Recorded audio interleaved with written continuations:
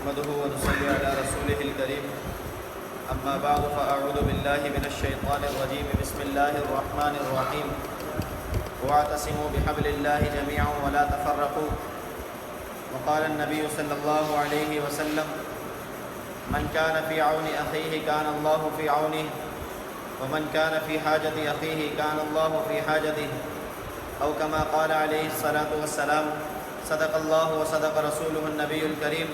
ونحن على ذلك لمن الشاهدين والشاكرين والحمد لله رب العالمين۔ میرے معزز سامعین، میں نے آپ کے سامنے قرآن کریم کی ایک آیت مبارکہ تلاوت کی ہے اور احادیث کے بے شمار مجموعے میں سے ایک چھوٹی سی حدیث مبارکہ تلاوت کی ہے۔ دعا ہے کہ اللہ رب العزت صحیح بیان کرنے کی توفیق عطا فرمائے، مجھے اور آپ کو اس پر عمل کرنے کی توفیق عطا فرما دے۔ اس آیت مبارکہ کا مفہوم یہ ہے کہ اللہ رب العزت کی رسی کو مضبوطی سے تھام لو اور آپس میں ٹکڑوں میں نہ بٹو۔ اور جو حدیث مبارکہ میں نے آپ کے سامنے تلاوت کی اس کا مفہوم یہ ہے کہ جو شخص اپنے بھائی کی مدد کے اندر لگا رہے گا اللہ رب العزت اس کی مدد میں لگے رہیں گے،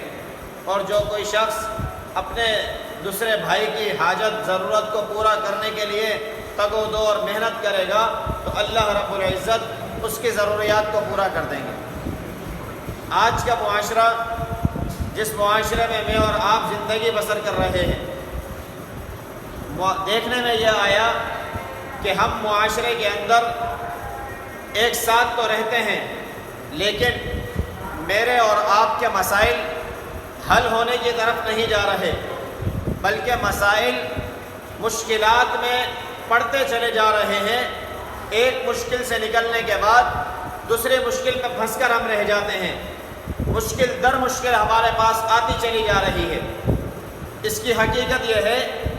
کہ ہم اپنے قانون بناتے ہیں، اپنے اصول ضوابط بناتے ہیں اور اسی کے پیچھے چل پڑتے ہیں، جبکہ اللہ رب العزت نے اس دنیا میں کامیابی کے لیے میرے اور آپ کی ہدایت کے لیے قرآن کریم کو نازل فرمایا، اور اس کے ساتھ نبی مہربان صلی اللہ علیہ وسلم کو اس قرآن مبارک کی تشریح کرنے کے لیے میرے اور آپ کے سامنے بھیجا۔ نبی علیہ السلام نے فرمایا کہ جو شخص اپنے مسلمان بھائی کی یا کسی کی مدد کے اندر لگا رہے گا تو اللہ رب العزت اس کی مدد کرتے رہیں گے، اور جو کوئی شخص جب دوسرے کی مدد کرتا رہے گا، دوسرے کی فکر میں رہے گا تو اللہ رب العزت اس کے معاملات سے اس کو بے نیاز فرما دیں گے، یعنی اس کے معاملات کو اللہ حل فرما دیں گے۔ آج ہمارے مسائل، ہم صبح سے لے کر شام تک کوشش کرتے ہیں کہ ہماری پریشانی ختم ہو جائے، ہمارے مسائل حل ہو جائیں، ہماری تکلیفیں دور ہو جائیں، لیکن ہمارے مسائل دور ہونا تو درکنار ہے کہ پہلا مسئلہ پوری طرح حل نہیں ہو پاتا اور دوسرا مسئلہ سر پر آ کر کھڑا ہو جاتا ہے۔ وجہ اس کی یہ ہے کہ میں اور آپ قرآن اور حدیث کے راستے کی مخالف سمت میں چل پڑے ہیں۔ ہم سمجھتے ہیں کہ جب میں اپنا مسئلہ حل کروں گا تو میں اپنے مسئلے سے ہاتھ ہٹا کر ایک طرف ہو جاؤں گا کہ میرا مسئلہ حل ہو گیا اور میں سکون سے ہو گیا، جبکہ زندگی سکون میں آتی ہوئی نظر نہیں آ رہی۔ ساری کی ساری محنت، تگ و دو، مال کمائی سب اسی پر لگاتے ہیں، لیکن راستے صلاح کی طرف اور کامیابی کی طرف نہیں جا رہے، اور الٹا ہم پریشانیوں میں پھنستے چلے جا رہے ہیں۔ کیونکہ حدیث کا یہ اصول ہے کہ اگر اپنے مسئلے حل کرانا چاہتے ہو، اپنی پریشانیاں دور کرنا چاہتے ہو، اپنی تکلیفوں سے نجات چاہتے ہو تو تمہیں چاہیے کہ دوسرے کی پریشانی کو حل کرو، دوسرے کی تکلیف کو دور کرو، دوسرے کے مسائل کو حل کرو۔ لیکن میں اور آپ سوچتے یہ ہیں کہ چاہے دوسرے کا کام بگڑ جائے، چاہے دوسرے کا کچھ بھی ہو جائے، لیکن میرا مسئلہ حل ہو جائے۔ دعا کی قبولیت کے لیے بھی یہی اصول بتایا کہ ان اسرع دعائے اجابۃ دعوت غائب لغائب، کہ سب سے جلدی دعا جو قبول ہوتی ہے اللہ رب العزت کی بارگاہ میں وہ دعا ہے جو غائب شخص دوسرے کے لیے کرے۔ یعنی میں آپ کے لیے دعا کروں، آپ میرے لیے دعا کریں تو یہ دعا اللہ رب العزت کی بارگاہ میں جلد قبول ہونے والی ہے، اور اللہ رب العزت ایسی دعا کو قبول فرما کر قبولیت سے ہم کنار فرما دیتے ہیں، اور اللہ رب العزت ایسے لوگوں کو ان کے معاملات میں آسانیوں سے آراستہ فرما دیتے ہیں۔ لیکن جب میں اور آپ، ہماری دعاؤں کا حال بھی یہی ہے، اللہ میرے مسائل حل کر دے، اللہ میری تکلیفیں دور کر دے، اللہ میری پریشانی حل کر دے، تو بھائی اللہ رب العزت کے قانون کو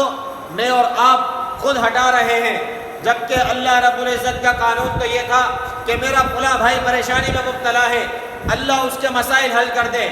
اللہ فلاں بیمار ہے اس کی بیماری کو دور کر دے، اللہ فلاں کا روزگار نہیں ہے اس کو روزگار عطا فرما دے، اب اس کو روزگار ملے نہ ملے، اس کو شفا ملے نہ ملے، اس کی تکلیف اور مصیبت دور ہو نہ ہو، اللہ آپ کے ضرور دور فرما دیں گے۔ جیسا کہ وہ ایک منظر میں نے قیامت کا آپ کے سامنے پیش کیا تھا کہ کل قیامت کا دن ہوگا کہ ایک شخص کامیابی میں صرف ایک نیکی رہ جائے گی، تو اللہ رب العزت اس سے کہیں گے کہ جاؤ ایک نیکی لے کر آ جاؤ، میں تمہیں کامیاب کر دیتا ہوں، میں تمہیں جنت دے دیتا ہوں، دوزخ سے بچا لیتا ہوں۔ جب وہ شخص ساروں کے پاس تلاش کر لینے کے بعد ایک نیکی لے کر آئے گا، اور جب بتائے گا کہ اللہ مجھے ایک نیکی مل گئی، میرا تو کام بن گیا، میں جنت کا مستحق ہو گیا، تو اللہ فرمائیں گے کہ کون شخص ہے کہ جس نے آج حشر کے میدان میں قیامت کے دن میں جب نفسا نفسی کا عالم ہے، کس نے تمہیں ایک نیکی دے دی؟ تو وہ شخص کو بھی بلایا جائے گا اور کہا جائے گا کہ آپ نے آج کیسے اس کو نیکی دے دی؟ تو کہے گا اللہ اس کے پاس ایک نیکی کم تھی، میرے پاس تو تھی ہی ایک نیکی، میرا کام ویسے بھی نہیں بننا تھا تو میں نے یہ نیکی اس کو دے دی تاکہ میرا کام تو ویسے ہی بگڑا ہوا ہے، شاید کہ اس کا کام بن جائے۔ تو اللہ فرمائیں گے کہ آج کے دن مجھ سے زیادہ سخی کون آ گیا؟ کہ سخی تو اللہ ہی دنیا میں تھے، اللہ ہی رحم کرنے والے تھے، کل قیامت کے دن بھی اللہ اعلان فرمائیں گے کہ مجھ سے زیادہ سخی آج کون ہے، آج کون رحم کر رہا ہے؟ تو اللہ فرمائیں گے کہ جاؤ میں نے تمہیں بھی جنت دے دی کہ جس کے پاس ایک ہی نیکی تھی، اور اللہ فرمائیں گے کہ میں نے اس کو بھی جنت عطا فرما دی کہ جس کے پاس ایک نیکی کم تھی۔ کیا ہوا کہ اللہ رب العزت نے اس کے اندر جو رحم تھا اپنے دوسرے بھائی کے لیے، اللہ نے اس کی وجہ سے جنت کا فیصلہ فرما دیا۔ اگر میں اور آپ آج اپنی دنیا کو جنت بنانا چاہتے ہیں، اپنی دنیا میں راحتیں چاہتے ہیں، تکلیفوں سے نجات چاہتے ہیں، پریشانیوں سے دوری چاہتے ہیں، مسائل کا حل چاہتے ہیں، تو حل اللہ اور رسول کے طریقے میں ہے۔ اسی طریقے پر آنا پڑے گا کہ ہم اپنے ہاتھ سے، اپنی زبان سے، اپنے ذہن سے، اپنے دل اور دماغ کو استعمال کر کے اگر کسی تیسرے کو راحت دے سکتے ہیں، کسی دوسرے کو سکون دے سکتے ہیں، تو مجھے اور آپ کو چاہیے کہ اپنی زبان کو، اپنے ہاتھ کو اچھا استعمال کرتے ہوئے دوسروں کے لیے راحتیں ہموار کریں۔ ایک حدیث مبارکہ میں آتا ہے من عزا ثقلا کسا بردن فی الجنہ، کہ جس شخص نے کسی گمشدہ بیٹے کی ماں کو تسلی دی کہ آپ کا بیٹا جلد مل جائے گا، پریشان نہ ہو، اس تسلی کے اوپر اللہ رب العزت جنتی لباس پہنا دیتے ہیں۔ کیا ہوا؟ کیا اس نے اس کے بیٹے کو لا کر دے دیا؟ کیا اس کے بیٹے کو ڈھونڈ کر لے آیا؟ نہیں، بلکہ اس نے صرف اپنی زبان کو اچھا استعمال کرتے ہوئے اس کو تسلی کے چند الفاظ کہے، اللہ نے اس کے اوپر اس کو جنتی لباس پہنا دیا۔ آج میں اور آپ سکون تو نہیں دے پا رہے، لیکن الفاظ بھی اتنے سخت استعمال کرنے لگ گئے کہ میں اور آپ جو کر نہیں سکتے وہ بھی زبان سے بولتے ہیں، جو کرنا نہیں چاہتے وہ بھی غصے میں زبان سے نکال دیتے ہیں۔ ہم تسلیوں کے الفاظ سے دور جاتے جا رہے ہیں، اسی وجہ سے ہم دوسروں کے مسائل کو بھی بڑھا رہے ہیں، اپنے مسائل کو بھی بڑھاتے چلے جا رہے ہیں، اپنی تکلیفیں بھی بڑھاتے چلے جا رہے ہیں۔ میرے اور آپ کے لیے سکون میں قلت آتی جا رہی ہے، مشکلات میں اضافہ ہوتا چلا جا رہا ہے۔ اگر ہم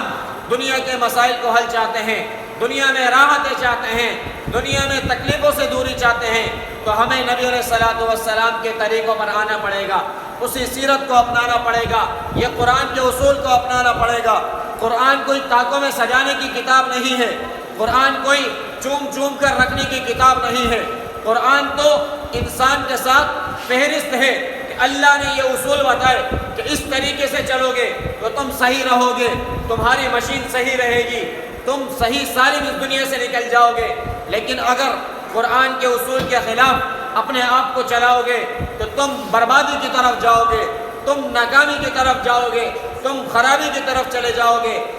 میں اور آپ جس طریقے پر آج چل رہے ہیں وہ قرآن سے دوری کا رستہ ہے، وہ قرآن سے ہم نے اپنے آپ کو دور کر رکھا ہے، قرآن کے اصول کو اپناتے نہیں ہیں۔ قرآن جو کہتا ہے اس کے مخالف سمت میں اور آپ چل رہے ہیں۔ جھوٹ کو ختم کرنا پڑے گا، معاشرے میں سچ کو نافذ کرنا پڑے گا، بددیانتی کو ختم کرنا پڑے گا، معاشرے میں حق کو نافذ کرنا پڑے گا، تبھی اس دنیا میں سکون اور راحت ملے گی۔ اس کے علاوہ کوئی تیسرا رستہ نہیں ہے کہ جو ہمیں کامیابی دے دے، جو ہمیں اللہ کے قریب کر دے، جو ہمیں نبی علیہ الصلوۃ والسلام کی نگاہوں میں سرخروئی دلا دے۔ اس کے علاوہ کوئی اور راستہ نہیں ہے۔ یہی دین کا رستہ ہے کہ وَاعْتَصِمُوا بِحَبْلِ اللَّهِ جَمِيعًا، کہ اللہ کی رسی کو تمام کے تمام مضبوطی سے پکڑ لو، کہ جب تم اللہ کی رسی کو مضبوطی سے پکڑ لو گے، آپس میں ٹکڑوں میں نہیں بٹو گے، آپس میں اتحاد دکھاؤ گے، آپس میں اتفاق دکھاؤ گے، تو کوئی باطل نظر تمہاری طرف نہیں پڑے گی، تم مصیبتوں میں نہیں پڑو گے، تم تکلیفوں میں نہیں پڑو گے۔ لیکن جب تک اس باطل نظریے کو ہم نہیں چھوڑیں گے، اپنی فکر سے نکل کر ہم سب کی فکر کرنے والے نہیں بنیں گے، تب تک مسائل حل نہیں ہوں گے۔ جب تک یہ فکر نہ آ جائے کہ جیسے حدیث مبارکہ میں بتایا گیا کہ تمام کے تمام اسلام، تمام کے تمام مسلمان یہ ایک جسم کے مانند ہیں، کہ جب جسم کے ایک عضو کو تکلیف ہوتی ہے تو سارا کا سارا جسم دل میں آ اٹھتا ہے، اس تکلیف کے اندر لرز اٹھتا ہے اور پھر پریشان ہو جاتا ہے کہ کس طرح اس تکلیف کو دور کر دیا جائے۔ یہ ہمارا پورا معاشرہ یہ ایک جسم کے مانند ہے۔ جب تک کہ ہم اس تکلیف کو دور کرنے کی فکر نہیں کریں گے، ہم صحت کی طرف نہیں جائیں گے۔ اس کے علاوہ بربادی، ناکامی، رسوائی، خسارہ یہ ہمارا مقدر بنتا چلا جائے گا۔ جب صحت چاہیے تو ہر جز کے لیے چاہیے، اگر ایک جز کو بھی بغیر صحت کے چھوڑ دیں گے تو یہ کینسر کا باعث بنے گی، اور وہ جز بھی کٹے گا، پھر یہ کینسر سرایت کرتا کرتا پورے جسم میں پھیلے گا اور پورا جسم نکارہ ہو کر رہ جائے گا۔ میں اور آپ اگر کامیابی چاہتے ہیں تو اپنی چھوٹی سے چھوٹی تکلیف، یعنی ہمارے ایک مسلمان بھائی کو بھی اگر تکلیف ہے تو اس کو بھی دور کرنے کی فکر سارے مل کر جب تک نہیں کریں گے صحت نہیں ملے گی۔ آج مجھے اور آپ کو اس بات کی ضرورت ہے کہ معاشرے کی فکر کریں، معاشرے کو صحیح سمت پر لے کر آئیں۔ جہاں پریشانی ہے، جس کو بھی تکلیف ہے، اپنی تکلیف سمجھتے ہوئے اس کو دور کر دے۔ دعا ہے کہ اللہ رب العزت مجھے بھی حق طریقے پر چلنے کی توفیق عطا فرمائے، آپ تمام میں سے بھی ہر ایک کو حق راستے کی وابستگی فرما دے۔ وآخر دعوانا ان الحمدللہ رب العالمین۔ الحمدللہ رب العالمین والعاقبۃ للمتقین والصلاۃ والسلام علی سیدنا الانبیاء والمرسلین اللہم انت السلام و منک السلام تبارک یا ذا الجلال والاکرام۔ اللہ کریم ہمارے یہاں بیٹھنا اپنی بارگاہ عالیہ میں قبول فرما۔ اللہ کریم قرآن اور احادیث کا سننا سنانا اپنی بارگاہ عالیہ میں قبول فرما۔ اللہ کریم ملک پاکستان کی حفاظت فرما، اللہ اس کی معیشت کو بہتر بنا، اللہ اس کی اسلامی اور نظریاتی سرحدات کی حفاظت فرما، یا اللہ اس کے محافظوں کی حفاظت فرما، یا اللہ فلسطین کے مسلمانوں کی مدد اور نصرت فرما۔ اللہ کریم قبلہ اول بیت المقدس کی حفاظت فرما۔ اللہ کریم ڈاکٹر عافیہ صدیقی کو رہائی نصیب فرما۔ اللہ کریم جہاں جہاں مسلمان پریشان حال ہیں، بیمار ہیں، مصیبت زدہ ہیں، تکلیفوں میں ہیں، یا اللہ تمام کی بیماریوں کو، پریشانیوں کو، تکلیفوں کو، مصیبتوں کو دور فرما۔ یا اللہ جتنے بے روزگار ہیں، یا اللہ تمام کو حلال طیب روزگار عطا فرما۔ یا اللہ جتنے پیارے ہمارے اس دنیا سے چلے گئے، یا اللہ سب کی کامل بخشش فرما۔ اللہم رب ارحمہما کما ربیانی صغیرا، ربنا آتنا فی الدنیا حسنہ وفی الآخرۃ حسنۃ وقنا عذاب النار۔ وصلی اللہ تعالی علی رسول خیر خلقہ محمد وعلی آلہ واصحابہ اجمعین، آمین برحمتک یا